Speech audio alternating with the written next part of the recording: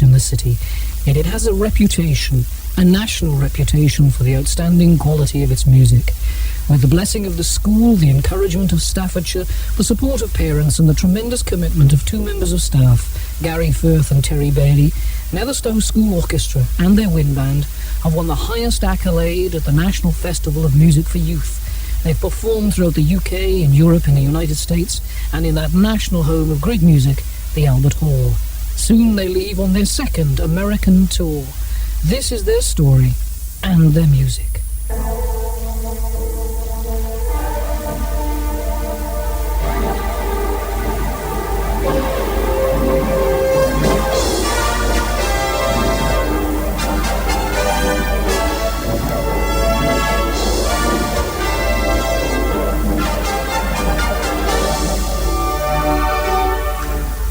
Been for Netherstowe, I don't know if I would have been doing music, because it's so music orientated.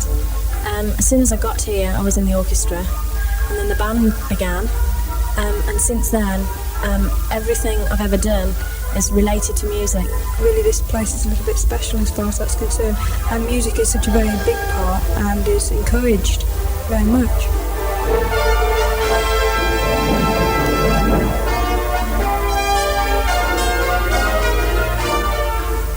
Concerts just, that culminates at everything, and it all is very, very enjoyable. I almost can't express it really. Everybody's really working together, really, especially in the festival. Everybody really wants to win, and when there's a whole group of 50 of you all working together to try and make something really good, it's an amazing feeling. Well, the highlight, I think, was winning the Outstanding Performance Award at the 1983 festival. That was just amazing, really.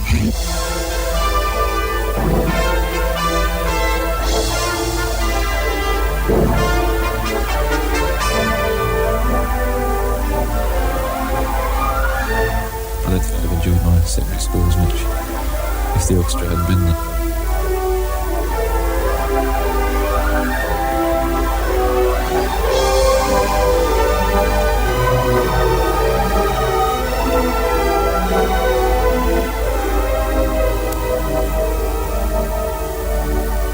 My name is Terry Bailey, and I'm head of music at Netherstowe School, with responsibility for all the curriculum planning and for conductorship of the band. I've been a member of the staff of Netherstowe now for 7 years, and in that time one has seen a tremendous growth both in orchestral membership and band membership and in their achievements. When one considers that 7 years ago we were playing at garden parties and the like, and if one would have thought that last year we were playing in the festival hall and coming away with a trophy, or the year before, then it would have been too much to believe. But this has happened, and hopefully we can go further.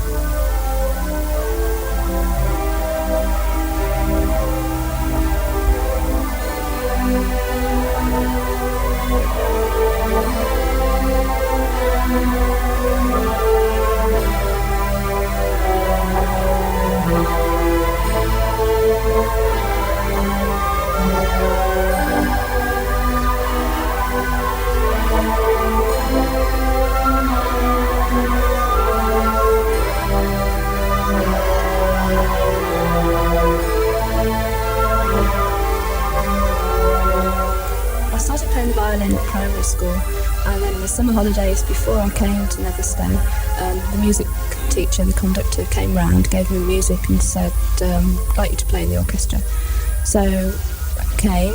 First night at Netherstowe, I stayed at school till 6 o'clock for an orchestra rehearsal, and I've been playing ever since. At first I found it very difficult. It was completely different. There was another girl on second oboe as well, and the conductor was he was quite sort of strict. He got angry sometimes, but not generally, not at anybody personally. It was hard. It was hard, the counting and just the playing and tuning especially. He didn't like us. He always used to call us ducks because it used to make such noise. I joined the orchestra as a third violin in my first week here, and I've played in the orchestra ever since. Started the flute in the second year, and later in that year I joined the band. I've been incredibly lucky coming to a school which has got such a strong music department. It's just supported so well by the rest of the schools generally, and and it's just the experience of playing in such professional groups, really.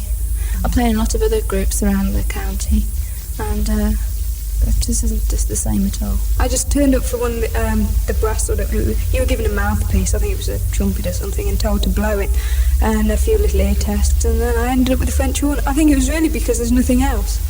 And how do you feel about the French horn now? Oh, I love him. He's my best friend.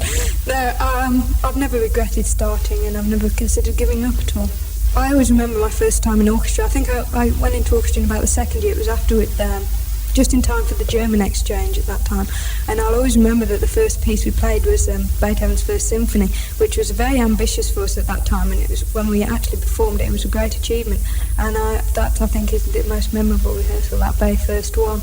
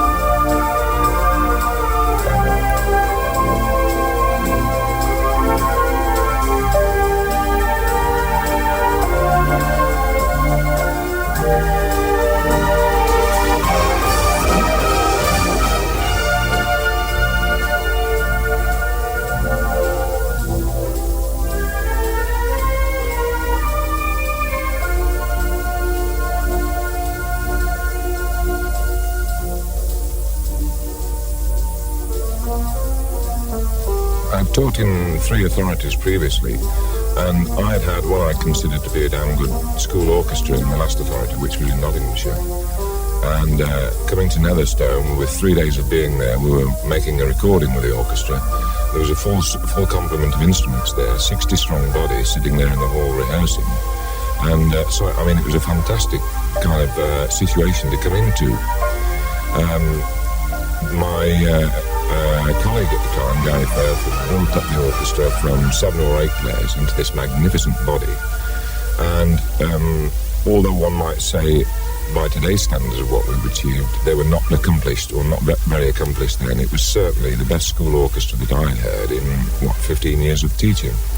So it was a very exciting thing to come into, and yet to know that on the wind side, there was very little being done. And so there was an area where I could get deeply involved and try to build something up from grassroots on that side.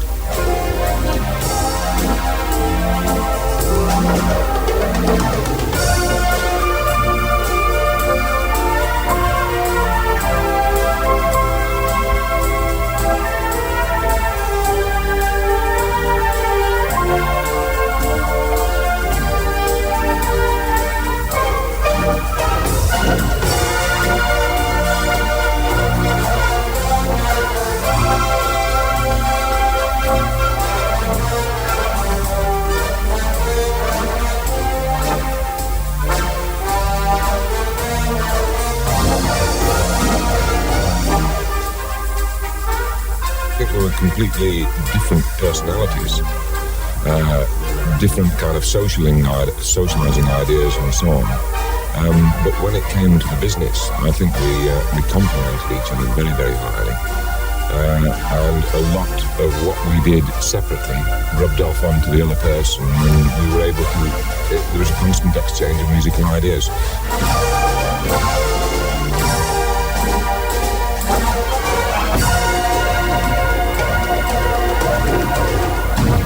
I think the most memorable bit of the trip to Würzburg was possibly the town. It was a very baroque sort of town. It was on the river, and with some very nice architecture. Very beautiful town. One day we went to the East German border, which was really eerie. It was a very grey day, no sun at all, and you could just see the guards along the barbed wire fences, and that was very peculiar. The father in my house didn't speak a word of English, and I used to get up very early in the morning, and he'd be behind his paper, and he'd sort of look over his paper, and he'd go, "Good morning," and I'd go, "Good morning," and that was it till the next morning. Then when he'd say, "Good morning," we didn't speak to each other, and nod and smile and things like that. We did a concert in the market square in Würzburg, and as soon as we got all the instruments out and the stands out, the music out, it started to pelt with rain. So we ended up with sort of rain mats and capes and everything, and our instruments were absolutely soaked by the time we finished. But we managed it.